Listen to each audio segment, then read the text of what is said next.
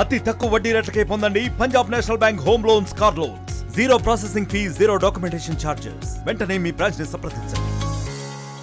రెండు మండలాలు నా నియోజకవర్గంలోని రెండు మండలాలు, దమ్మపేట మండలం అలాగే అసవరపేట మండలంలో ఉన్నటువంటి 4 పంచాయతీ ఆఫీసులు, వాటి యొక్క ప్రారంభోత్సవాలు, అదేవిధంగా 3 సీసీ రోడ్ల యొక్క ప్రారంభోత్సవాలు, అలానే ఒక స్కూల్ కి కాంపౌండ్ వాళ్ళ యొక్క ఇవాళ శంకుస్థాపన కార్యక్రమంలో భాగంగా ఈరోజు 1,15,00,00,000 రూపాయల వ్యయంతో ప్రారంభాలు మరియు శంకుస్థాపనలు కేవలం పంచాయతీ రాజ్ ద్వారా శాంక్షన్ అయినటువంటి బడ్జెట్ కి సంబంధించినటువంటిది ఈ రోజు నేను ప్రారంభోత్సవాల శంకుస్థాపన చేయడం జరిగింది.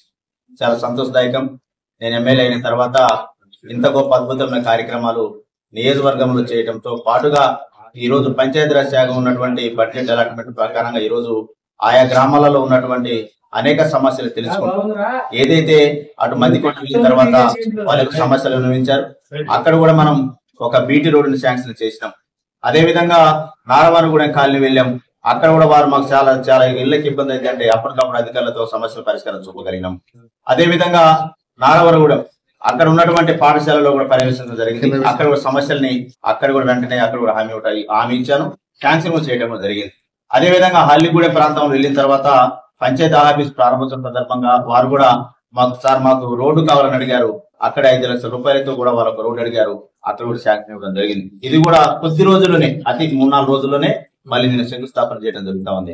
కాబట్టి 1,15,00,000 రూపాయల వ్యయంతో ఈ రోజు 4 పంచాయతీ ఆఫీసుల యొక్క ప్రారంభోత్సవాలు, అదేవిధంగా 3 సీసీ రోడ్ల యొక్క శంకుస్థాపనలు, అలానే స్కూల్ కి సంబంధించిన కాంపౌండ్ రోజు ప్రారంభోత్సవం శంకుస్థాపన చేయడంగా చెప్తూ మరి మీడియా మిత్రులందరికీ కూడా మరొకసారి విన్నవిస్తూ, అలానే ఈ రోజు ఒక గొప్ప నాంది పలికినటువంటి దినంగా భావించవచ్చు. ఎందుకంటే ఇప్పుడు ప్రారంభించినటువంటి అశ్వరాపేటలో పంచాయతీ ఆఫీస్ ఇప్పుడు అడుగుతా ఉన్నారు మీడియా మిత్రులు కూడా, సరే ఇది పంచాయతీ ఆఫీస్ కి పరిమితం అవుతుందా లేకపోతే మున్సిపాలిటీకి పరిమితం అవుతుందని అడుగుతా ఉన్నారు.